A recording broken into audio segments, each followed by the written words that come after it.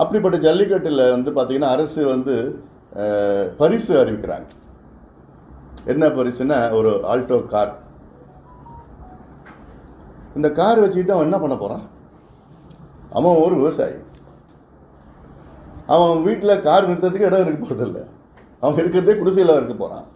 அந்த கார் நிறுத்தத்துக்கு எங்கே நிறுத்த போகிறான்? அந்த கார் போடுறதுக்கு பெட்ரோல் எங்கே அவனுக்கு இருக்க போகுது? அந்த கார் வச்சு என்ன பண்ண போகிறான்? அதுக்கு என்ன செய்யணும்னா நல்ல ஒரு டிராக்டர் வாங்கி கொடுங்க. நல்ல டிராக்டர் வாங்கி கொடுங்க. அந்த டிராக்டரில் கேரியரு, அந்த அந்த கலப்பை எல்லாம் போட்டு அதுக்கிட்ட ஒரு 10 லட்சம் 12 லட்சம் 5 லட்சம் இருக்க போகுது. அது முதல் பரிசு. டிராக்டர் வாங்கி கொடுங்க.